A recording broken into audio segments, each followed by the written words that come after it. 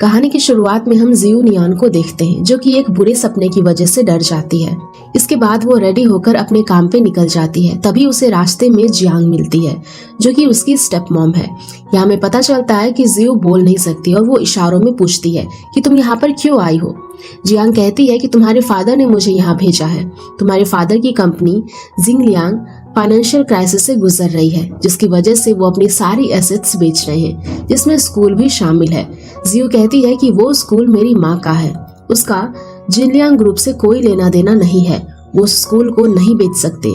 Jiang कहती है कि तुम और तुम्हारे फादर के बीच बहुत सारी मिसअंडरस्टैंडिंग्स है, लेकिन ये तुम्हारे फादर का डिसीजन है और उन्होंने तुम्हें बुलाया है।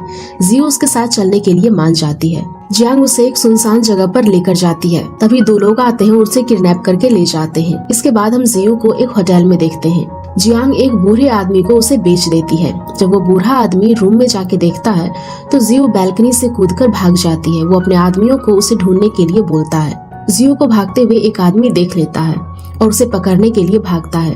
जियो चुपके से एक रूम के अंदर चली जाती है, जहाँ गू होता है और किसी ने उसे ड्रग्स दिया था। जियो कहती है कि कुछ लोग मेरा पीछा कर रहे हैं, मेरी मदद करो, लेकिन गू उसे बाहर निकलने को कहता है। जियो वहाँ से जाने लगती है। तभी उन लोगों की बाहर से आवाज आने लगती है, जिससे वो रुक जाती है। तभी गू उसे जबरदस्ती बाहर निकालने लगता है। जियो उसका मुंह पकड़ लेती है ताकि वो लोग सुन ना ले। तभी नशे की हालत की वजह से वो उसके साथ जबरदस्ती करने लगता है। तभी हम देखते हैं कि बाहर से एक ड्रोन उनके पिक्चर्स खींच रहा होता है। जियो गू के हाथ में काटकर वहां से बचकर भाग जाती है। इसके बाद हम देखते हैं कि गू कंपनी मीटिंग में जा रहा है। आज कंपनी के प्रेसिडेंट का सिलेक्शन होना है, जहां उसके अंकल सभी बोर्ड डायरेक्टर से कह रहे होते हैं गू को अभी बिजनेस की समझ नहीं है, उसे प्रेसिडेंट बनाना ठीक नहीं होगा, क्योंकि वो कंपनी का प्रेसिडेंट बनना चाहता था। लेकिन मीटिंग में कोई डायरेक्टर ऑब्जेक्शन नहीं उठाता और गू प्रेसिडेंट बन जाता है। ये देखकर उसका अंकल बहुत जेलस होता है और वो उसे फंसाने का प्लान बनाता है। इसके बाद हम देखते हैं कि जियो अपने फादर के घर जाती है और उनसे कहती है कि इस औरत ने मेरा किडनैप कराया और एक बूढ़े आदमी के साथ गलत काम करने के लिए छोड़ दिया। उसकी स्टेप मॉम झूठ बोलती है कि मैंने ऐसा कब किया। उसके फादर से बोलती है कि ये झूठ बोल रही है, मैंने ऐसा कुछ भी नहीं किया। ये सुनकर जियो गुस्से में उसे मारने लगती है। उसका फादर उसे रोक देता है और कहता है कि ये तुम्हारी मॉम है। जियो कहती है कि आपको मुझ पर विश्वास नहीं तो ठीक है, आप मेरे साथ चलकर होटल का कैमरा चेक कर लीजिए। लेकिन उसका फादर मना कर देता है और उसे बहुत डांटता है। इसके बाद जियो पूछती है कि क्या आप सच में स्कूल बेच रहे हैं। उसका फादर कहता है कि हाँ। जियो कहती है कि आप स्कूल नहीं बेच सकते, वो मेरी माँ का स्कूल है, आपका नहीं। उसका फादर कहता है कि उस शेमलेस औरत का नाम मत लेना मेरे सामने। जियो कहती है कि मेरी माँ शेमलेस नहीं है। इस पर उसका फादर उसे थप्पड़ मार देता है। इसके बाद जियो वहां से चली जाती है। उसके जाने के बाद उसकी स्टेप मॉम अच्छे बनने का नाटक करने लगती है और रोने लगती है। इसके बाद हम गू को देखते हैं। उसका ब्रदर उसे एक न्यूज आर्टिकल दिखाता है। उसमें लिखा था कि गू को प्रोस्टिट्यूट के साथ होटल में गलत पोजीशन में देखा गया है। गू का भाई कहता है कि इसकी वजह से हमारी फैमिली और हमारे कंपनी का बहुत नुकसान हो रहा है। तभी गू का असिस्टेंट उसे आकर बताता है कि उस लड़की की इन्फॉर्मेशन मिल गई है। ये सुनकर गू अपने भाई से झूठ बोल देता है कि वो कोई प्रोस्टिट्यूट नहीं है, वो मेरी फियांसे है। मैं जल्दी ही मीडिया कॉन्फ्रेंस बुलाकर सबको पब्लिकली बता दूंगा। इसके बाद उसका भाई वहां से चला जाता है। इसके बाद गू की इन्फॉर्मेशन देखता है। उसे पता चलता है कि वो लड़की जिंगलिंग ग्रुप की ऑनर जियो ताओ की बेटी है। इसके बाद हम जियो के स्टेप मॉम और उसकी बेटी को देखते हैं। उसकी बेटी कहती है कि जियो ने इतने अमीर और हैंडसम लड़के को कैसे पटा लिया।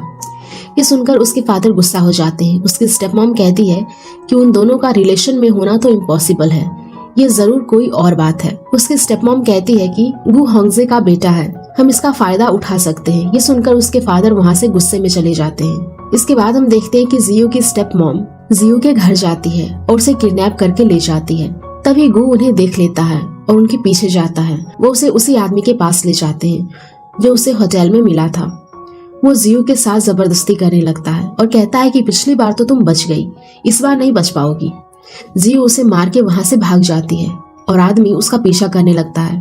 तब जियो उनसे बचकर भाग रही होती है। तभी गू हीरो की तरह सामने से बेसबॉल लेकर आता है और वो उन लोगों को मार के भगा देता है। गू जियो को अपना नाम बताता है और कहता है मैं मोनोलिंगो ग्रुप का प्रेसिडेंट हूँ, तुम मेरे साथ चलो, मुझे तुमसे जरूरी बात करनी है। गू जियो को अपने साथ ले जाता है। यहाँ वो लोग उसकी स्टेप मॉम को आकर बताते हैं कि जियो भाग गई है। उसकी मॉम कहती है कि इतने सारे लोग के बीच वो कैसे भाग गई। वो लोग बताते हैं कि गू ने उसे बचाया। ये सुनकर वो उसे वहाँ से जाने को कह देती है। उसकी मॉम को अब लगता है कि जियो और गू के बीच में सच में कुछ चक्कर चल रहा है। इसके बाद हम जियो और गू को देखते हैं। गू कहता है कि उस रात होटल में जो कुछ भी हुआ उसकी वजह से मैं बहुत बड़ी प्रॉब्लम में फंस गया हूँ, इसीलिए मुझे तुमसे नकली शादी करनी है। कुछ दिन के बाद हम दोनों अलग हो जाएंगे। गू उसे एक कॉन्ट्रैक्ट पर साइन करने को बोलता है और उसे इस सब के बदले पैसे देगा ऐसा बोलता है। तभी जियो को स्कूल के प्रिंसिपल का मैसेज आता है। वो उसे बताता है स्कूल में बहुत बड़ी प्रॉब्लम हो गई है, आप जल्दी यहाँ आ जाइए। जियो जल्दी वहाँ जाती है। स्कूल पहुंचकर वो देखती है कि बच्चों के पेरेंट्स प्रिंसिपल से झगड़ा कर रहे होते हैं और कहते हैं कि हमें पता चला कि स्कूल ईयर के बीच में ही बंद होने वाला है, हमें हमारी फीस वापस चाहिए और अगर आप लोग फीस नहीं देंगे तो हम आप पर धोखाधड़ी का केस कर देंगे। जियो वहाँ जाकर सभी पेरेंट्स को शांत करती है और कहती है कि मैं स्कूल में टीचर हूँ और स्कूल के ऑनर की बेटी भी हूँ। मैं आपको विश्वास दिलाती हूँ कि स्टूडेंट के पढ़ाई में कोई डिले नहीं होगा और स्कूल कभी बंद नहीं होगा, आप लोग निश्चिंत रहें। इसके बाद वो पेरेंट्स वहाँ से चले जाते हैं। इसके बाद प्रिंसिपल कहते हैं कि आप स्कूल बंद नहीं होगा। जियो कहती है कि अभी कंफर्म नहीं है। इस पर प्रिंसिपल कहती है कि फिर आपने बच्चों के पेरेंट्स से वादा कैसे कर दिया कि स्कूल बंद नहीं होगा। जियो कहती है कि टेंशन मत लो, मैं जल्दी कोई सॉल्यूशन निकालती हूँ। इसके बाद वो गू के घर पर जाती है और उसे कहती है कि कल मुझे अर्जेंट काम से जाना था, इसीलिए मैं आपको बताना भूल गई और कहती है कि मैं आपके साथ कॉन्ट्रैक्ट मैरिज करने के लिए रेडी हूँ, लेकिन आपको मेरी एक शर्त माननी होगी। जियो कहती है ये मेरी माँ का स्कूल है और मेरे फादर इसे बेच रहे हैं ताकि वो अपनी कंपनी को बचा सके। अगर आप ये स्कूल खरीद लेंगे तो इससे स्कूल बच जाएगा। गू मान जाता है और कहता है कि ठीक है, और अगर तुमने सब कुछ ठीक से किया तो आखिर में मैं ये स्कूल तुम्हें दे दूंगा। गू उससे कॉन्ट्रैक्ट पर साइन करवा लेता है और कहता है कि मैं हर रात तुम्हें अगले दिन का शेड्यूल भेज दूंगा, तुम्हें कब क्या करना है। इसके बाद जियो प्रिंसिपल को मैसेज करके बताती है कि उसने स्कूल के मैटर का सॉल्यूशन निकाल लिया है। तभी उसे गो का मैसेज आता है। वो उसे कल का शेड्यूल बताता है और कहता है कि हमें कल मेरे ग्रैंडफादर से मिलने जाना है। इसके बाद हम दोनों को उसके ग्रैंडफादर के घर पर देखते हैं। गू उन्हें बताता है कि ये मेरी फियांसे है। गू के ग्रैंडफादर उसे अकेले में बात करने के लिए ले जाते हैं। वो जाने से पहले जियो से कहता है कि ये मेरे रिलेटिव हैं, इन्हें बिल्कुल भी शक नहीं होना चाहिए। अगर कोई गड़बड़ हुई तो मैं कल ही वो स्कूल किसी और को बेच दूंगा। वो के ग्रैंडफादर कहते हैं कि तुम्हें पता है ना किसकी बेटी है। वो कहता है कि पिक्चर में उसका फेस क्लियर दिख रहा है, बस एक बार ये सब चीज ठीक हो जाए, मैं इसे छोड़ दूंगा। उसके ग्रैंडफादर कहते हैं ठीक है। इसके बाद गू जियो को अपने पास बुलाता है और कहता है कि मैंने कॉन्ट्रैक्ट में कुछ चेंजेस किए हैं और कहता है कि मुझे पसंद नहीं कि कोई मेरे करीब आए। इसके बाद हम देखते हैं कि गू के रिलेटिव जियो के बारे में बात कर रहे होते हैं और कहते हैं कि गू को ऐसी लड़की से पता नहीं कैसे प्यार हो गया। जियो उनसे कहती है कि मुझे गू में कोई इंटरेस्ट नहीं था, उसने ही मुझे प्रपोज किया था। इसके बाद हम सभी को डिनर करते हुए देखते हैं। गू जियो को डिश में से 2 पीस उसे देने को कहता है। जियो उसे उठाकर खाना देती है। तभी गू का ब्रदर कहता है तुम फिश क्यों खा रहे हो, तुम्हें तो एलर्जी है ना। गू कहता है कि कभी कभी फिश खाने से उसे एलर्जी नहीं होती। इसके बाद हम जियो की स्टेप मॉम और उसकी बेटी को देखते हैं। स्टेप मॉम कहती है कि हमें कैसे भी गू को जियो से अलग करना होगा। उसकी बेटी कहती है कि कैसा रहेगा अगर मैं गू को सेड्यूस करूं। स्टेप मॉम कहती है कि हम जियो के साथ वैसा ही करेंगे जैसे हमने उसकी माँ के साथ किया था और जियो के फादर के सामने उसकी रेपुटेशन खराब कर दी थी। इसके बाद हम जियो को देखते हैं। 2 लड़कियां उसे प्रेस कॉन्फ्रेंस के लिए रेडी कर रही होती है। उन्हें लगता है कि जियो को सुनाई नहीं देता और वो उसके सामने उसकी बुराई कर रही होती है। जियो उनसे कहती है कि मैं सुन सकती हूँ, तुम लोग क्या बात कर रही हो। वो लड़कियां उसे सॉरी बोलती है। तभी गू को बाहर स्टेप मॉम की बेटी मिलती है। वो उसे कहती है कि मैं जियो की सिस्टर हूँ। वो कहता है कि हमने जियो फैमिली में से किसी को भी इनवाइट नहीं किया है। वो कहती है कि मैं स्पेशली आपसे मिलने आई हूँ और कहती है कि जियो के पहले भी बहुत सारे रिलेशनशिप रह चुके हैं। वो अमीर लड़के का फायदा उठाकर उसे छोड़ देती है। वो इस पर ज्यादा कुछ रिएक्ट नहीं करता और वहाँ से चला जाता है। इसके बाद हम देखते हैं कि गू जियो को लेकर प्रेस कॉन्फ्रेंस में जाता है और सभी से कहता है कि ये मेरी फियांसे है और यही उस रात होटल में मेरे साथ थी। तभी वहाँ बैठे सभी लोग और न्यूज रिपोर्टर के फोन में मैसेज आता है। वो सभी लोग हैरानी से उसे देखने लगते हैं। गू का असिस्टेंट उसे वो न्यूज दिखाता है जिसमें लिखा होता है मिस्टर गू की फियांसे जियो पहले भी कई सारे लड़कों के साथ रिलेशन में रह चुकी है और उसके कई लड़कों के साथ इंटीमेट फोटोज भी होती हैं। तभी रिपोर्टर उन दोनों से सवाल करने लगते हैं कि आपके फियांसे का पहले भी बहुत सारे लड़कों के साथ रिलेशन है, इस पर आपका क्या कहना है। जियो इशारों में कहती है कि ये सारी बातें झूठ है और ये फोटोज एडिटेड है। वो उसे लेकर वहाँ से चला जाता है। तभी हमें पता चलता है कि ये सब जियो की स्टेप मॉम और उसकी बेटी ने किया है। रूम में जियो गू से कहती है कि ये सब झूठ है, मेरा इन लोगों से कोई लेना देना नहीं है, ये फोटोज फेक है। गू कहता है कि तुम टेंशन मत लो, मैं सब कुछ ठीक करता हूँ और वहाँ से चला जाता है। गू अपने असिस्टेंट से कहता है कि जल्दी टेक्निकल डिपार्टमेंट से कॉन्ट्रैक्ट करो और इन फोटोज की सच्चाई पता लगाओ। गू का असिस्टेंट उनसे कहता है कि आपको इस सिचुएशन का फायदा उठाना चाहिए और सबको बता देना चाहिए कि जियो ने आपको धोखा दिया है और आपने उससे ब्रेकअप कर लिया। इससे आप पर लगे इल्जाम भी हट जाएंगे और आपको जियो से छुटकारा भी मिल जाएगा और आपको लोगों की सिंपैथी भी मिलेगी। जियो उन दोनों की बातें सुन लेती है और बाहर आती है और वहाँ से जाने लगती है। गू से रोकता है। जियो से कहती है कि मैं ये प्रॉब्लम खुद ही सॉल्व कर लूंगी, मुझे किसी की हेल्प की जरूरत नहीं है। गू कहता है नहीं, मैं तुम्हारी मदद करूंगा और असिस्टेंट से जल्दी सच्चाई पता लगाने को बोलता है। इसके बाद गू सभी रिपोर्टर को बताता है कि जियो की जो सोशल मीडिया पर फोटोज वायरल हो रही है वो सब फेक है। असिस्टेंट उन सभी को रियल फोटोज दिखाता है और कहता है कि हमने पुलिस को कंप्लेन कर दी है, जल्दी ही हम क्रिमिनल्स को पकड़ लेंगे। वो वहाँ से चला जाता है। फिर जब स्टेप मदर वहाँ से जा रही होती है तभी उसे एक औरत रोक देती है। उसकी बेटी पूछती है कि ये औरत कौन है। स्टेप मदर उसे वहाँ से जाने को बोलती है। गू जियो को आकर बताता है कि प्रॉब्लम सॉल्व हो गई है। फिर जब जियो बाहर जा रही होती है तभी वो अपनी स्टेप मॉम और उस औरत को बात करते हुए देखती है। वो चुपके से उनकी बातें सुनने लगती है। स्टेप मॉम उसे बोलती है कि मैं तुम्हें पहले ही बहुत सारे पैसे दे चुकी हूँ और अब और लालच मत करो। वो औरत कहती है कि मत भूलो, अगर मैं तुम्हारी मदद नहीं करती तो तुम कभी मिस्टर जियो की पत्नी नहीं बन पाती। जियो सोचती है कि ये औरत मेरे फादर के बारे में क्यों बात कर रही है। स्टेप मॉम वहाँ से चली जाती है और असिस्टेंट जियो से पूछता है कि क्या प्रॉब्लम है, आप परेशान क्यों हैं। जियो से कहती है कि क्या आप इस होटल के इंचार्ज के पास ले जा सकते हैं मुझे। असिस्टेंट कहता है कि ठीक है।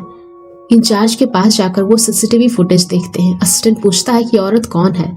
वो बताता है कि ये हमारी वर्कर है जिन नैन। ये नाम सुनकर उसे फ्लैशबैक्स आता है जहाँ जब वो छोटी थी तो जिन उसके घर में मेड का काम किया करती थी। जिन उसकी माँ को भी कोई मेडिसिन दे रही होती है। जियो उसे जिन का नंबर मांगती है। इसके बाद जियो कुछ दिनों की छुट्टी लेकर अपने फादर के घर जाती है। उसकी स्टेप सिस्टर उसे कहती है कि तुम यहाँ क्या कर रही हो। जियो कहती है कि ये मेरे फादर का घर है, लेकिन स्टेप सिस्टर उसे घर से निकलने को कहती है। जियो मन में सोचती है कि मुझे इसके बातों को सुनना ही होगा क्योंकि मुझे यहाँ रहकर अपनी मॉम के डेथ के बारे में इन्वेस्टिगेशन करना है, इसीलिए उसे अपने फादर के साथ रिश्ते को भी सही करना होगा।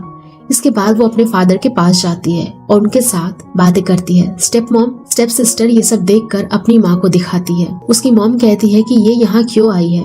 फिर जब सब डिनर कर रहे होते हैं तभी जियो अपने डैड से कहती है कि मैं पहले बहुत एरोगेंट थी और आपको पसंद नहीं करती थी, लेकिन अब मैं सुधर चुकी हूँ, मुझे माफ कर दीजिए। जियो कहती है कि मॉम अपने साथ एक डायरी रखती थी जिसमें वो अपने लाइफ के बारे में लिखती थी, मुझे वो डायरी चाहिए। डैड कहते हैं कि वो वेयर हाउस में पड़े हैं, तुम जाकर ले लेना। ये सुनकर स्टेप मॉम को कुछ डाउट होता है। थोड़ी देर बाद जियो कहती है कि मुझे स्कूल में एक जरूरी काम से जाना है, मैं वापस आकर वेयर हाउस से डायरी ले लूंगी। और वो वहाँ से चली जाती है। उसके जाने के थोड़ी ही देर बाद उसकी स्टेप मॉम कुछ बहाना बनाकर वहाँ से चली जाती है। वो वेयर हाउस में जाती है और डायरी ढूंढने लगती है। तभी वहाँ जियो आ जाती है। स्टेप मॉम उससे कहती है कि तुम तो स्कूल गई थी ना। जियो उससे कहती है कि तुमने ही मेरी माँ को मारा है ना। स्टेप मॉम कहती है कि मैं यहाँ डायरी लेने आई थी, इसका मतलब ये नहीं कि मैंने तुम्हारी माँ को मारा है, मैं तो डायरी में ये देखने आई थी कि तुम्हारी मॉम और डैड के बीच में क्या हुआ था। जियो कहती है कि तुम उस होटल में जिन से क्या बात कर रही थी। जब मेरी मॉम की तबीयत खराब थी तब जिन ही उसकी देखभाल किया करती थी। स्टेप मॉम कहती है कि मैं जिन से जियो फैमिली के बारे में जानना चाहती थी, इसे तुम्हारी मॉम का कोई लेना देना नहीं है। जियांग जियो के बैग लेकर उसमें से वॉइस रिकॉर्डर निकालती है और कहती है कि तुम मेरा कुछ नहीं बिगाड़ पाओगी, मैं ये खेल पिछले 10 सालों से खेल रही हूँ। और कहती है कि बहुत दिन बाद तुम्हारे डैड खुश हैं, उनको और परेशान मत करो, अगर तुमने दोबारा ऐसी कोई हरकत की तो मैं तुम्हारा इस घर में आना बंद करवा दूंगी। और वहाँ से चली जाती है। जियो मन में सोचती है कि मुझे पता है कि तुम्हारा मेरी मॉम की डेथ के साथ कोई लेना देना है, मैं जल्द ही सच सबके सामने ले आऊंगी। इसके बाद गु वहाँ आता है। जियो उससे पूछती है कि तुम यहाँ पर क्या कर रहे हो। गु कहता है कि मैं तुम्हें लेने आया हूँ। जियो कहती है कि आज रात मैं यहीं पर रुकूंगी। गु कहता है कि ठीक है, आज रात मैं भी यहीं रुकूंगा। इसके बाद वो जियो के फादर और उसके स्टेप मॉम से मिलता है, लेकिन उसका फादर उससे बात नहीं करता और वहाँ से चला जाता है। इसके बाद गु जियो के साथ रूम में सोने जाता है। गु कहता है कि तुम्हारा रूम इतना खाली क्यों है। जियो कहती है कि ये रूम मेरा नहीं है, मैं तो स्कूल में रहती हूँ। अगली सुबह गु जियो के फादर को उनकी कंपनी जिंगलियांग ग्रुप को खरीदने का ऑफर देता है, लेकिन उसका फादर वहाँ से चला जाता है। इसके बाद जियो अपने फादर के पास जाती है, उन्हें एक्वाइजेशन के लिए मना लेती है। इसके बाद जियो के फादर गु के पास जाते हैं। गु से कहते हैं लेकिन मेरी 2 शर्त है। एक्विजिशन के बाद तुम किसी भी एम्प्लॉय को निकाल नहीं सकते, क्योंकि वो लोग कई सालों से कंपनी में काम कर रहे हैं, और दूसरी शर्त ये है कि तुम्हें इक्विटी ट्रांसफर सेरेमनी रखनी होगी। गु मान जाता है और कहता है कि ठीक है। इसके बाद फादर एक्विजिशन पेपर पर साइन करने लगते हैं। तभी जियांग वहाँ पर आती है और उसे रोक देती है और कहती है कि पेपर पर साइन मत करो, ये कंपनी तुम्हारी जिंदगी भर की मेहनत है, तुम ऐसे नहीं बेच सकते। लेकिन वो उसकी नहीं सुनता और उसे वहाँ से जाने को कहता है। इसके बाद हम देखते हैं कि अगली सुबह जियो कहीं जल्दी में जा रही होती है। गु उससे पूछता है कि तुम कहाँ जा रही हो, लेकिन वो वेव करके वहाँ से चली जाती है। इसके बाद हम देखते हैं कि गु बुक में डेफ लोगों के इशारे में समझने की कोशिश कर रहा होता है, ताकि वो जियो के इशारों को समझ सके। तभी जियो आती है और गु से देखकर बुक छुपा लेता है, लेकिन तभी जियो को मैसेज आता है और वो वापस चली जाती है। वो अपने असिस्टेंट से पूछता है कि जियो क्या कर रही है। वो सुबह जल्दी घर से निकल जाती है और देर रात तक लौट कर आती है। असिस्टेंट कहता है कि मैं पता लगाता हूँ। इसके बाद हम देखते हैं कि जब जियो कहीं जा रही होती है, तभी उसे वही आदमी मिल जाता है और वो उसे पकड़ के अपने साथ ले जाता है और उसके साथ जबरदस्ती करने लगता है। तभी गु आता है और उसे बचा लेता है। जियो उसे गले लगा लेती है। गु उसे गोद में उठाकर घर ले आता है। घर पहुंचकर देखता है कि जियो की कमर में चोट लग गई है। गु कहता है कि चलो मैं तुम्हें हॉस्पिटल लेकर चलता हूँ, ये इंजरी सीरियस हो सकती है। जियो कहती है कि ज्यादा चोट नहीं है, मैं दवाई लगा लेती हूँ, लेकिन उसका हाथ चोट तक नहीं पहुँच पाता। गु उसकी मदद करता है और उसकी कमर में मेडिसिन लगा देता है। गु उससे पूछता है कि तुम्हें ऐसी जगह पर अकेले नहीं जाना चाहिए, अगर आज मैं तुम्हें नहीं बचाता तो तुम्हारा क्या होता। तभी दोनों क्लोज आ जाते हैं और किस करने वाले होते हैं। तभी गु बेहोश हो जाता है। इसके अगले दिन जियो कहीं जा रही होती है। गु से पूछता है कि वो कहाँ जा रही है, लेकिन वो कोई रिप्लाई नहीं देती और चली जाती है। तो गु भी उसके पीछे जाता है। गु देखता है कि जियो एक आदमी से जाकर मिलती है। वो आदमी जियो से कहता है कि उसे उसका काम करने के लिए और पैसे चाहिए। जियो से पूछती है कि तुम्हें कितने पैसे चाहिए। गु उस आदमी की फोटो खींचकर अपने असिस्टेंट को भेजता है और उसे उसकी इन्फॉर्मेशन निकालने को बोलता है। इसके बाद हम देखते हैं कि जियो गु के लिए खाना बना रही होती है और वो बहुत ब्यूटीफुल लग रही होती है। गु उसे देखकर उसकी तरफ अट्रैक्ट हो जाता है और उसे मुस्कुराकर देखता है। इसके बाद जियो से बोलती है कि खाना रेडी हो गया है। जब गु खाना खा रहा होता है, तभी उसे असिस्टेंट का कॉल आता है। वो कहता है कि उस आदमी का पता लग गया है, वो एक प्राइवेट डिटेक्टिव है। उसने उसे अपनी मॉम की डेथ की इन्वेस्टिगेशन करने के लिए हायर किया है, लेकिन जियो उसकी फीस नहीं दे पा रही थी, तो उसने इन्वेस्टिगेशन बंद कर दी। गु कहता है कि उसे मेरी तरफ से इन्वेस्टिगेशन के लिए पैसे दे दो। जियो को डिटेक्टिव का मैसेज आता है कि आप जिस इंसान को ढूंढ रही थी वो मिल गया है। ये सुनकर जियो बहुत खुश होती है और फिर अगले दिन जब गु इक्विटी सेरेमनी में जा रहा होता है, तो जियो उससे कहती है कि वो भी उसके साथ चलेगी। गु से पूछता है कि तुम अपने साथ ये कपड़े क्यों ले जा रही हो। जियो कहती है कि ये मेरी ड्रेस है, ये मैं वहाँ जाकर पहनूंगी। इसके बाद हम सभी को इक्विटी ट्रांसफर सेरेमनी में देखते हैं। गु और जियो जाकर उसके फादर से मिलते हैं। जियो कहती है कि मैं जियांग से मिलकर आती हूँ। जियो जियांग से बोलती है कि जो भी मैंने पास्ट में किया मैं उसके लिए सॉरी बोलती हूँ, और वाइन ग्लास उसकी तरफ उठाकर चीयर्स करती है। जियांग भी चीयर्स करने जाती है, तो जियो जानबूझकर उसके ऊपर वाइन गिरा देती है, जिससे उसकी ड्रेस पूरी खराब हो जाती है। वो उसे माफी मांगती है और उसे अपनी लाई हुई ड्रेस दे देती है। तब जियांग ड्रेस चेंज करने जाती है। तभी वो ड्रेस को देखती है और उसे कुछ याद आता है। जियो से पूछती है कि क्या तुम इस ड्रेस को पहचानती हो। तो जियांग कहती है कि तुम्हारा क्या मतलब है। वो ड्रेस एक बारटेंडर की होती है और हमें पता चलता है कि जियांग पहले एक बारटेंडर की जॉब करती थी। जियो कहती है कि मुझे पता है, या तुम्हारे एक्स हस्बैंड की बेटी नहीं है, वो मेरे फादर की नाजायज बेटी है।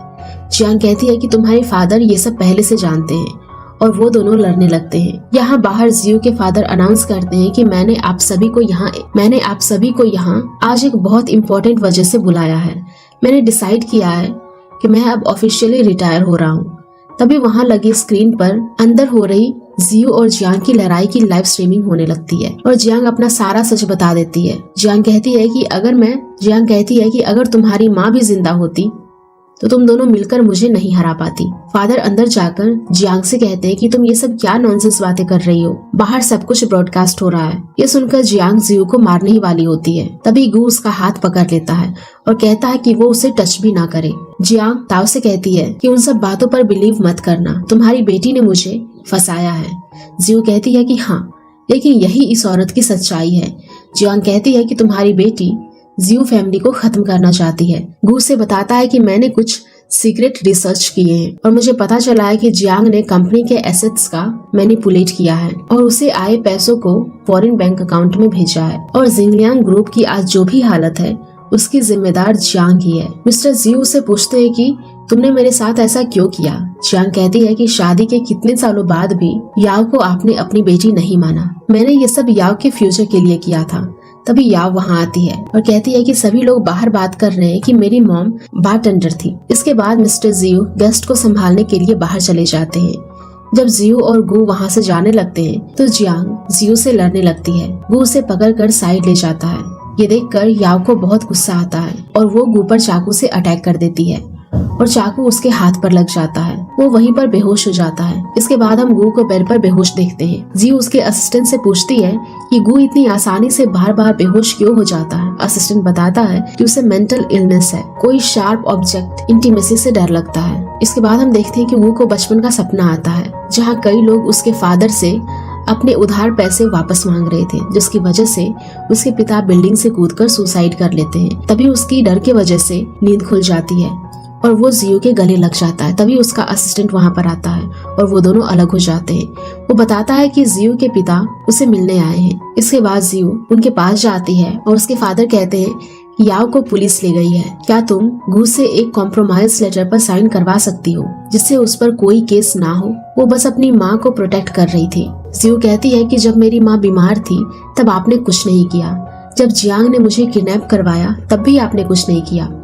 उसका फादर कहता है कि मुझे अभी ये प्रॉब्लम सॉल्व करनी है, इसके बारे में हम बाद में बात करेंगे।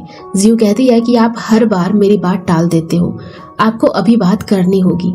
मिस्टर जियो कहता है कि तुम्हें पता है कि वो गू होंगजू के साथ इन्वॉल्व थी। जियो कहती है कि मैं इस कॉम्प्रोमाइज लेटर पर साइन करवा दूंगी, लेकिन मेरी 2 शर्तें हैं। पहली, आपको जियांग से डिवोर्स लेना होगा और दूसरा, आपको अपनी प्रॉपर्टी का वारिस मुझे बनाना होगा। जियांग ने इलीगली कंपनी के एसेट्स बेचकर बहुत सारे पैसे कमा लिए हैं और उतना उन दोनों माँ बेटी के लिए इनफ है, जिसके लिए मिस्टर जियो एग्री हो जाते हैं। मिस्टर जियो जियांग से जाकर बोलते हैं कि हमें डिवोर्स लेना होगा। जियांग बोलती है, लेकिन क्यों, मैं आपसे बहुत प्यार करती हूँ। मिस्टर जियो कहते हैं कि अगर तुम मान जाओगी तो गू कॉम्प्रोमाइज पेपर पर साइन कर देगा। जियांग कहती है कि जियो ने आपसे ये सब करने के लिए बोला है ना, लेकिन मैं ऐसा नहीं करूंगी। मिस्टर जियो कहते हैं फिर हमारी बेटी को जेल जाना पड़ेगा, बस एक बार गो एग्रीमेंट पर साइन कर दे, फिर हम दोनों वापस से एक साथ हो जाएंगे। यहाँ हम देखते हैं कि जियो गो से पेपर पर साइन करवा लेती है और उसे थैंक्स बोलती है। वो कहता है कि एक बार हम साइन लैंग्वेज में बात करेंगे, मैंने हाल में ही साइन लैंग्वेज सीखी है। फिर जियो गू के पास आती है और इशारों में बात करती है, लेकिन गू समझ नहीं पाता। गू फोन निकालने लगती है, गू उसे रोक देता है और उसे फिर से बताने को बोलता है। जियो इशारों में बात करती है और गू उसे बुक में देखकर समझने की कोशिश करता है। गू समझ जाता है कि वो एग्रीमेंट पेपर लेकर अपने फादर के घर जा रही है। जियो जब अपने फादर के घर जाती है तो जियांग उसे देखकर अच्छा बनने का ड्रामा करने लगती है। जियो अपने फादर से पूछती है कि औरत अभी तक घर पर क्यों है, आपने इसे अभी तक डिवोर्स क्यों नहीं दिया। मिस्टर जियो कहते हैं कि मैंने उसे डिवोर्स दे दिया है, लेकिन उसके पास रहने के लिए कोई जगह नहीं है, इसलिए वो अभी कुछ दिनों के लिए यहीं रहेगी। जियो कहती है कि जियांग को अभी जियो फैमिली छोड़कर यहाँ से जाना होगा। जियांग कहती है कि मैं यहाँ 10 सालों से रह रही हूँ, मुझे पता है मैंने बहुत गलतियाँ की, लेकिन मुझे घर से मत निकालो, उन्हें किसी के साथ की जरूरत है। जियो उनसे कहती है कि मुझे पता है तुम बचने के लिए वापस से सिंपैथी कार्ड खेल रही हो। मिस्टर जियो भी उसे जियांग को माफ करने को बोलते हैं, लेकिन जियो वहाँ से जाने लगती है। जियांग उसे रोक कर रोने लगती है और कहती है कि मेरी बेटी की जिंदगी बर्बाद मत करो। तुम मुझे जितना चाहो उतना बुरा भला कह सकती हो, तुम भी किसी की बेटी हो, तुम ऐसा नहीं कर सकती। तुम्हारी मॉम भी इससे खुश नहीं होगी। ये सुनकर जियो उसका हाथ झटक देती है और कहती है कि तुम्हारी हिम्मत कैसे हुई मेरी माँ के बारे में बोलने की। तुम्हारी वजह से मेरी माँ की मौत हुई थी। इस पर मिस्टर जियो कहते हैं कि तुम्हारी माँ को किसी ने नहीं मारा था, उसने खुद बिल्डिंग से कूदकर सुसाइड किया था। तभी गू का असिस्टेंट उसी औरत को लेकर आता है जो जियांग से होटल में बात कर रही थी। जियांग कहती है कि हाँ, मैं इसे जानती हूँ, इससे मैंने पैसे दिए थे क्योंकि मुझे जियो फैमिली की सिचुएशन के बारे में जानना था। जियो से पूछती है कि मेरी माँ की डेथ कैसे हुई थी। जिन बताती है कि जब मैं इस घर में काम करती थी तब तुम्हारी माँ की तबीयत ठीक नहीं थी। मैं उनका ख्याल रखती थी, उन्हें मेडिसिन देती थी, उन्हें मुझ पर विश्वास था। लेकिन एक दिन मुझे किसी ने बहुत सारे पैसे दिए। उस टाइम मुझ पर बहुत सारा कर्ज था और मुझे पैसों की जरूरत थी। मैंने तुम्हारी मॉम की मेडिसिन को बदल दिया और उनकी डेथ दवाई ना लेने की वजह से हुई। मिस्टर जियो उसे पूछता है कि तुम्हें किसने पैसे दिए थे। जियो जियांग की तरफ उंगली करके उसका नाम लेती है। जियांग कहती है कि ये औरत झूठ बोल रही है, इस पर बिलीव मत करो। जियो से पूछती है कि आप जो बोल रही हैं वो सच है क्या। जिन उसे डेप्थ के पेपर दिखाती है और कहती है कि इन्होंने इसे पे किया है। इसके बाद हम देखते हैं कि जियो टेरेस के पॉइंट पर खड़े होकर शराब पी रही होती है। गू भागकर उसके पास आता है। गू से पूछता है कि तुम यहाँ पर क्या कर रही हो, अगर कोई प्रॉब्लम है तो मुझे बताओ, मैं सॉल्व करता हूँ, और उसे पीछे से जाकर पकड़ लेता है। इसके बाद हम देखते हैं कि जियो की आंख बेड पर खुलती है और यहाँ हम देखते हैं कि उसकी आवाज वापस आ जाती है। वो बोलने लगती है। जियो अपनी आवाज वापस आने पर बहुत खुश होती है और नाचने लगती है। इसके बाद दोनों गू के फैमिली के घर जाते हैं क्योंकि आज उसके ग्रैंडफादर का बर्थडे होता है। जियो भी उन्हें हैप्पी बर्थडे बोलती है। ये सुनकर वो शॉक हो जाते हैं और कहते हैं कि तुम बोल सकती हो। इसके बाद गू अपने ग्रैंडफादर से कहता है कि मुझे आपसे जरूरी बात करनी है। वो उन्हें अकेले में चलने को बोलता है कि ग्रैंडफादर कहते हैं कि जिंगलिंग ग्रुप का एक्विजिशन हो गया है, अब तुम जियो को छोड़ दो और शेन से शादी कर लो। वो कहता है कि ये सही टाइम नहीं है जियो से ब्रेकअप करने का। उसके दादाजी कहते हैं कि तुम शेन से शादी ना करने के लिए जियो का सहारा ले रहे हो।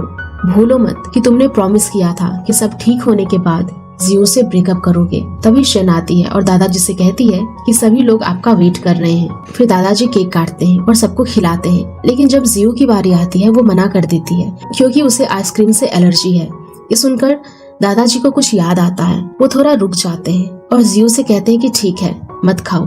ग्रैंडफादर का असिस्टेंट कहता है कि मिस जियो को भी क्रीम से एलर्जी थी। ग्रैंडफादर उसे जियो का डीएनए पता करने को कहते हैं और इसके बारे में किसी को ना बताने को बोलते हैं। हम देखते हैं कि गू का भाई उनकी बातें छुपकर सुन रहा होता है। फिर जब जियो और गू घर लौट रहे होते हैं तभी जियो कहती है कि मैंने आपका सारा काम कर दिया है, अब मुझे कॉन्ट्रैक्ट से निकाल दीजिए। गू कहता है कि ठीक है, कल हम सारे प्रोसेस कंप्लीट कर लेंगे। ये सुनकर जियो बहुत खुश हो जाती है। लेकिन रात में सोते वक्त दोनों को नींद नहीं आती और दोनों एक दूसरे के बारे में ही सोच रहे होते हैं। अगली सुबह जियो कॉन्ट्रैक्ट पेपर लेकर वहाँ से जाने लगती है। गू उसे रोकता है और उसे एक फाइल पढ़ने के लिए बोलता है। वो कहता है कि जब मैं तुम्हारी माँ के बारे में इन्वेस्टिगेशन कर रहा था तब मुझे तुम्हारी माँ के कुछ सीक्रेट फोटोग्राफ मिले। जियो कहती है कि ये सारे फोटोज गू होंगजू के लिए। जियो देखती है कि ये सारे फोटो गू होंगजू ने लिए थे जो कि गू का भाई है। ये सुनकर जियो सोचती है कि उसे गू फैमिली के साथ और टाइम स्पेंड करना चाहिए, तभी वो अपनी माँ के कातिल तक पहुँच पाएगी। इसलिए वो जियो से कहती है कि अभी ब्रेकअप करना ठीक नहीं होगा। दादाजी तुम्हें शेन से शादी करने के लिए फोर्स कर रहे हैं, मैं तुम्हारी इसमें मदद करूंगी। वो कहता है ठीक है। इसके बाद हम देखते हैं दादाजी का असिस्टेंट उन्हें आकर जियो का डीएनए रिपोर्ट देता है। रिपोर्ट देखकर दादाजी खुश हो जाते हैं और कहते हैं कि जियो सच में होंगजे की बेटी है, यानी वो मेरी ग्रैंड डॉटर है। इसके बाद वो जियो से मिलने जाते हैं और गू से कहते हैं कि तुमने अभी तक जियो से ब्रेकअप नहीं किया। वो कहता है कि मैं हर डिसीजन में आपकी बात सुनता हूँ, इस बार मुझे डिसाइड करने दीजिए। अब मैं और जियो साथ रहना चाहते हैं। मैं जानता हूँ कि शेन फैमिली से शादी होने के बाद हमारी कंपनी बहुत ग्रो होगी, लेकिन मैं अपने दम पर अपनी कंपनी को आगे ले जा सकता हूँ। ग्रैंडफादर भी मान जाते हैं। फिर जब ग्रैंडफादर जा रहे होते हैं तो जियो उन्हें थैंक यू मिस्टर मिंग कहती है। दादाजी कहते हैं कि अब से तुम मुझे दादाजी कहकर बोल सकती हो। दादाजी कहते हैं कि अब तुम मुझे दादा कहकर बुला सकती हो। रात में जियो सोचती है कि वैसे तो गू ने दादाजी से झूठ बोला, लेकिन जिस तरह से वो बोल रहा था मुझे लगता है कि उसे मुझसे प्यार हो गया। फिर वो अपने आप से कहती है कि मैं ये सब क्या सोच रही हूँ, मुझे अपना पर्पस नहीं भूलना चाहिए। अगले दिन हम देखते हैं कि दादाजी गू से बोलते हैं कि तुम्हें जियो से जल्दी शादी करनी होगी। गू मना करता है और कहता है कि मैं इतनी जल्दी शादी नहीं कर सकता, मेरी बीमारी अभी तक ठीक नहीं हुई है। दादाजी कहते हैं कि ठीक है, मैं तुम्हें डॉक्टर जाओ के पास लेकर चलता हूँ, लेकिन तुम्हें जल्दी से जियो से शादी करनी होगी। इसके बाद हम देखते हैं कि डॉक्टर गू का ट्रीटमेंट कर रहा होता है। तभी जियो वहाँ आती है और डॉक्टर उसे पूछता है कि क्या आप मिसेस जियो हैं? मैंने सुना है कि आप दोनों की शादी होने वाली है, और वो उन्हें कॉन्ग्रेचुलेट करते हैं। डॉक्टर गू से कहता है कि आप अंदर आइए, मुझे जियो से अकेले में बात करनी है। गू के जाने के बाद डॉक्टर जियो से कहते हैं कि गू को पोस्ट ट्रॉमेटिक स्ट्रेस डिसऑर्डर है, क्या आपको इस बारे में पता है? जियो कहती है कि नहीं। डॉक्टर कहता है कि इसकी वजह से आपकी और गू की सेक्सुअल लाइफ पर बहुत असर पड़ेगा, क्योंकि इसकी वजह से पेशेंट अपने आसपास किसी को नहीं आने देता, लेकिन आप उसके सबसे करीब हैं, आप उसकी इस बीमारी में हेल्प कर सकती हैं। जियो कहती है कि मैं ये नहीं कर सकती। डॉक्टर कहता है कि फिर गू का ठीक होना मुश्किल है, क्योंकि अभी उसकी कंडीशन नॉर्मल है, लेकिन एक बार उसकी बीमारी बढ़ गई तो इसे कंट्रोल करना मुश्किल हो जाएगा। जियो सोचती है कि गू ने मुझे इतनी बार बचाया है, मुझे उसकी हेल्प करनी चाहिए, और डॉक्टर से पूछती है कि उसे क्या करना होगा। इसके बाद गू नीचे आता है और जियो से पूछता है कि डॉक्टर कहाँ गया, अभी तक उसने मुझे ठीक नहीं किया। गू कहता है कि उसकी बीमारी दिन प्रतिदिन बढ़ती जा रही है और इसकी वजह से वो मर जाएगा। वो रोने लगता है। जियो कहती है कि मैं तुम्हारी मदद करूंगी, और वो गू के करीब जाने लगती है और उसे किस करने की कोशिश करती है, और किस करने से पहले रुक जाती है और कहती है कि तुम इस लेवल तक कंट्रोल कर सकते हो। गू पूछता है कि इसका क्या मतलब है। जियो कहती है कि डॉक्टर ने मुझसे कहा था कि तुम्हें गू के साथ फिजिकल कांटेक्ट बनाना होगा, इससे तुम्हारी बीमारी को इम्यूनाइज करने में हेल्प मिलेगी। इसके बाद जियो कहती है कि आज से फिर मैं तुम्हारा ट्रीटमेंट करूंगी। वो कहता है कि ठीक है। जियो कहती है कि मैं आज से तुम्हारे साथ ऑफिस चलूंगी। वो कहता है कि ऑफिस में बहुत सारे लोग होंगे, वहाँ फिजिकल होना सही नहीं है। जियो कहती है कि क्या हुआ, मैं तुम्हारी फियांसे हूँ। इसके बाद जियो डॉक्टर से फोन पर बात करती है। डॉक्टर कहता है कि आज मैं ट्रीटमेंट के लिए नहीं आ सकता, तुम उसके साथ रहो और हैंडशेक और टच से ज्यादा और इंटीमेट होने की कोशिश करो। गू उससे पूछता है कि डॉक्टर कहाँ है। जियो कहती है कि आज वो नहीं आ पाएंगे, चलो आज हम कोई मूवी देखते हैं। जियो हॉरर मूवी लगाती है ताकि गू से चिपक कर मूवी देखे। तभी अचानक से लाइट चली जाती है। जियो कहती है कि शायद सर्किट खराब हो गया है। वो कहता है कि ठीक है, मैं किसी को ठीक करने के लिए बुलाता हूँ। जियो कहती है कि क्या तुम्हें सर्किट ठीक करना नहीं आता। वो कहता है कि मैं ठीक कर सकता हूँ। जब दोनों सर्किट के पास जा रहे होते हैं तो बहुत अंधेरे की वजह से उन्हें कुछ दिखाई नहीं देता। तभी जियो गू के ऊपर गिर जाती है और दोनों किस करते हैं। जियो जल्दी से उठती है और वहाँ से चली जाती है। जियो बहुत एम्बैरेस होती है और सोचती है कि गू मेरे बारे में क्या सोच रहा होगा। तभी उसे गू का मैसेज आता है और वो सरकास्टिकली कि ऑफिस से लौटकर हम फिर से इलेक्ट्रिक सर्किट रिपेयर करेंगे, और जियो खुश हो जाती है। इसमें एम्बैरेस होने वाला कुछ नहीं था। वो भी गू से कहती है कि मैं भी तुम्हारे लिए खाना रेडी रखूंगी। फिर जियो शॉपिंग करने मार्केट जाते हैं। यहाँ हम देखते हैं कि जियांग उसका पीछा कर रही है। फिर जब वो शॉपिंग करके घर जा रही होती है तभी जियांग के आदमी उसे किडनैप कर लेते हैं। इसके बाद हम देखते हैं कि गू जियो के लिए डायमंड रिंग लेने आता है। तभी उसे जियांग का कॉल आता है। वो उसे कहती है कि जियो उसके कब्जे में है। गू से पूछता है कि तुम्हें क्या चाहिए। वो गू को एक पता देती है और उसे वहाँ अकेले आने को बोलती है, और अगर कोई उसके साथ आया तो उसे जियो की बॉडी मिलेगी। गू जल्दी से भाग कर वहाँ आता है। हम देखते हैं कि जियो एक बिल्डिंग से लटकी होती है। गू उसका हाथ पकड़े होता है। जियांग वहाँ खड़े होकर जोर जोर से हंसने लगती है। वो उन दोनों को धक्का देने वाली होती है। तभी गू का असिस्टेंट वहाँ पर आ जाता है और उसे पकड़ लेता है, और गू भी जियो को ऊपर खींच लेता है और उसे बचा लेता है। वो कहता है कि तुम ठीक हो ना, मैं तुम्हें बहुत लाइक करता हूँ, मैंने बहुत टाइम वेस्ट कर दिया ये बोलने में, अब और नहीं करना चाहता। और जियो को प्रपोज करता है और उसे रिंग पहनाता है। जियो भी हाँ कर देती है और दोनों हक करते हैं। या हम जियो के ब्रदर को देखते हैं। वो जियो और गू की मैरिड की न्यूज देखता है और कहता है कि अब इस ड्रामा को खत्म करने का वक्त आ गया है। इसके बाद वो जियो के पास जाता है। जियो से पूछती है कि आप यहाँ क्यों आए हैं। वो उसे डीएनए रिपोर्ट्स दिखाता है और कहता है कि तुम गू फैमिली का खून हो और मेरे भाई गू होंगजे की बेटी हो। जियो से कहती है कि तुम क्या बकवास कर रहे हो, मुझे तुम पर बिलीव नहीं है।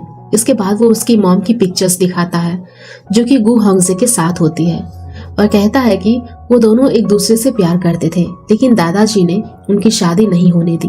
बाद में तुम्हारी माँ ने जियो ताओ से शादी कर ली, लेकिन शादी के 10 साल बाद वो फिर से गू होंगजे से मिली और दोनों का अफेयर हो गया। ये सुनकर जियो सोचती है कि मेरी माँ इनोसेंट नहीं है, मैं सच में गू होंगजे की बेटी हूँ। वो कहता है कि तुम्हें अपने भाई से ही प्यार हो गया है, लेकिन सही वक्त पर मैंने पता लगा लिया, नहीं तो तुम दोनों की शादी भी हो जाती। उसके बाद जियो रोकर वहाँ से भाग जाती है। इसके बाद वो गू के पास जाता है और उसे कहता है कि जियो के बारे में बात करनी है। वो उसे कहता है कि जियो तुम्हारी बहन है, तुम उससे शादी नहीं कर सकते। गू उसे कहता है कि तुम क्या बकवास कर रहे हो। तो वो उसे डीएनए रिपोर्ट्स दिखाता है और कहता है कि जियो नियान गू होंगजे की बायोलॉजिकल डॉटर है, लेकिन तुम गू होंगजे के असली बेटे नहीं हो। उन्होंने तुम्हें गोद लिया था, इसलिए तुम्हारा कंपनी पर कोई हक नहीं बनता। तुम प्रेसिडेंट के पोजीशन से रिजाइन कर दो। मैं तुम्हें एक दिन का वक्त देता हूँ, नहीं तो ये सारी खबर पब्लिक हो जाएगी, जिसके बाद तुम्हें बहुत प्रॉब्लम हो सकती है। इसके बाद गू अपने असिस्टेंट से पूछता है कि जियो कहाँ है। वो बताता है कि वो अपनी मॉम के ग्रेव पर है और वो अपनी माँ से कहती है कि मेरी लाइफ में एक ही गोल था, मैं आपके ऊपर लगे सारे इल्जाम को हटा सकूं। लेकिन एक दिन मुझे एक इंसान आकर बताता है कि मैं इतने सालों से जो कर रही थी वो गलत था और मुझे अपने भाई से ही प्यार हो गया। और वो बहुत रोती है। गो भी उसकी बातें वहाँ खड़ा होकर सुन रहा होता है। इसके बाद जियो अपने फादर के पास जाती है। वो उनसे पूछती है कि मैं आपकी बायोलॉजिकल डॉटर नहीं हूँ। उसका फादर कहता है कि तुम्हें क्या हुआ, अचानक से तुम ये क्या पूछ रही हो। जियो कहती है कि ये बहुत इम्पोर्टेंट है, मुझे ये जानना बहुत जरूरी है। उसका फादर उसे बताता है कि मुझे तुम्हारी माँ से मजबूरी में शादी करनी पड़ी थी और तब वो प्रेग्नेंट थी। जियो उनसे कहती है कि आपको पता था कि मैं आपकी बायोलॉजिकल डॉटर नहीं हूँ। उसका फादर कहता है कि हाँ। इसके बाद जियो गू के घर जाती है और अपना सारा सामान लेकर वहाँ से जाने लगती है। गू से पूछता है कि तुम कहाँ जा रही हो। जियो रोने लगती है। गू से कहता है कि मैं गू होंगजे का बायोलॉजिकल सन नहीं हूँ, मुझे दादाजी ने अडॉप्ट किया था, हमारा रिलेशन में रहना कुछ गलत नहीं है। जियो कहती है कि मैं ये नहीं कर सकती, मैं गू फैमिली की बेटी हूँ, मैं उनकी डॉटर इन लॉ बनकर कैसे रह सकती हूँ। इसके बाद गू उसे अपनी पुरानी स्टोरी सुनाता है कि बचपन में मेरी माँ की डेथ हो गई थी, मेरे फादर ने मुझे अकेले ही बड़ा किया। हमारी एक फैक्ट्री थी, शान ग्रुप उसे एक्वायर करना चाहता था। हमारी कंपनी नुकसान में चल रही थी तो शान ग्रुप ने उसे बहुत कम कीमत में खरीद लिया। इससे मेरे फादर पर बहुत सारा कर्ज हो गया, हमारी फैमिली बैंकरप्ट हो गई। मेरे पिता इस प्रेशर को झेल नहीं पाए और उन्होंने सुसाइड कर लिया। मुझे पता चला ये शान ग्रुप की एक्विजिशन टैक्टिक है, तभी से मैं उनसे रिवेंज लेना चाहता हूँ। इसके बाद जियो को देखते हैं जो कि स्कूल के बाहर बैठी होती है। प्रिंसिपल उसके पास आती है और पूछती है कि तुम यहाँ पर क्या कर रही हो। तभी जियो बेहोश हो जाती है। इसके बाद प्रिंसिपल उसे अंदर ले जाती है। प्रिंसिपल उसे अपनी माँ की डायरी देती है और कहती है कि इसमें तुम्हारे सारे सवालों का जवाब है, जिसमें लिखा होता है कि एक दिन मैं होटल में होंगजो से मिली। वो मेरे पीछे पागलों की तरह दौड़ा। मैंने उसे कहा कि मेरी शादी हो चुकी है, मैं अपनी फैमिली को धोखा नहीं दे सकती। होंगजे ने मुझे बताया कि उसके भाई ने उसे उस दिन ड्रग्स दिया था। उसी ने हमारे फोटोज ग्रैब किए थे और जियो को दिए थे। जियो ने मेरी बात नहीं सुनी, इसीलिए मुझे सुसाइड करना पड़ा। इसके बाद हम देखते हैं कि गू प्रेस कॉन्फ्रेंस कर रहा होता है। तभी वहाँ जियो आती है और सबसे कहती है मेरी और गू की शादी होने वाली है, जो न्यूज फैल रही है वो झूठी है, मेरे और गू के बीच में सब कुछ ठीक है और दूसरी बात मैं प्रेग्नेंट हूँ। ये सुनकर सभी लोग शॉक हो जाते हैं। तभी वहाँ गू के अंकल आते हैं और दादाजी से कहते हैं कि मैंने आपसे प्रॉमिस किया था कि सब मैटर के बारे में किसी को भी नहीं बताऊंगा, लेकिन अब जियो प्रेग्नेंट है, इसलिए मुझे अब सबको बताना होगा कि जियो मेरे भाई गू होंगजे की बेटी है और ये दोनों बहन भाई हैं। ये सुनकर सारे रिपोर्टर्स उनसे क्वेश्चन करने लगते हैं। दादाजी सभी से कहते हैं कि मुझे पहले से पता था कि जियो होंगजे की बायोलॉजिकल डॉटर है, लेकिन गू होंगजे का बायोलॉजिकल सन नहीं है। मेरे बेटे को खोने के बाद मैं बहुत दुखी था, तब मैंने गू को अडॉप्ट किया था। इसके बाद गू के अंकल वहाँ से चले जाते हैं। जियो दादाजी से कहता है कि मुझे लगा कि आप मुझे अपनाओगे ही नहीं। दादाजी कहते हैं कि तुम मेरी ग्रैंड डॉटर हो, तुम्हें मैं कैसे छोड़ सकता हूँ। दादाजी कहते हैं कि अब मैं तुम्हें ही शान ग्रुप का प्रेसिडेंट बनाऊंगा। जियो कहती है लेकिन अभी मुझे बहुत कुछ सीखनी है। इसके बाद हम सभी को डायरेक्टर मीटिंग में देखते हैं। वो सभी से कहते हैं कि कौन कौन चाहता है कि कंपनी का प्रेसिडेंट दोबारा चुना जाए, तो मेजोरिटी लोग का हैंड रेज रहता है। तभी दादाजी कहते हैं कि न्यू प्रेसिडेंट बनाने से पहले मैं अपना ओपिनियन देना चाहता हूँ, मैं जियो को कंपनी का प्रेसिडेंट बनाना चाहता हूँ। अंकल कहते हैं कि उसे बिजनेस के बारे में कुछ भी नहीं पता है, वो नहीं संभाल पाएगी। दादाजी कहते हैं कि जो जियो को प्रेसिडेंट बनाना चाहता है वो अपना हैंड रेज करे, तो मेजोरिटी लोग हैंड रेज करते हैं। तभी अंकल कहते हैं कि जियो आपकी ग्रैंड डॉटर नहीं है, ये रिपोर्ट मैंने फेक बनवाए थे। अंकल कहते हैं कि मैंने कंपनी का प्रेसिडेंट बनने के लिए बहुत मेहनत की है, लेकिन फिर आप इस लड़की को प्रेसिडेंट बना रहे हैं। मैं आपका बेटा हूँ। गू कहता है कि जियो आपकी ग्रैंड डॉटर है, मैंने ही रियल रिपोर्ट को फेक से बदला था। जियो कहती है कि मेरी माँ ने अपनी डायरी में क्लियरली लिखा है कि तुमने ही गू होंगजे को ड्रग्स दिया था और छुपकर उनके फोटोज लिए थे, जिसकी वजह से मेरी माँ को सुसाइड करना पड़ा। दादाजी कहते हैं कि तुम अपने ही भाई को कैसे नुकसान पहुंचा सकते हो। होंगे कहता है कि मुझे अपने भाई से जेलसी थी। दादाजी कहते हैं कि मैं आज से तुमसे अपने सारे रिश्ते तोड़ता हूँ और तुम्हें कंपनी से निकालता हूँ। इसके बाद जियो अपनी माँ की सेरेमनी पर जाती है, जहाँ बहुत सारे डेकोरेशंस होते हैं। वहीं गू होता है। गू जियो को प्रपोज करता है और दोनों हक करते हैं और यहाँ स्टोरी खत्म हो जाती है। तो वीडियो को आखिरी तक देखने के लिए आपका बहुत बहुत धन्यवाद। अगर वीडियो पसंद आई होगी तो प्लीज लाइक कीजिएगा, शेयर कीजिएगा और ऐसे ही और भी सीरीज के लिए हमारे चैनल को जरूर सब्सक्राइब कर लेना। Thank you.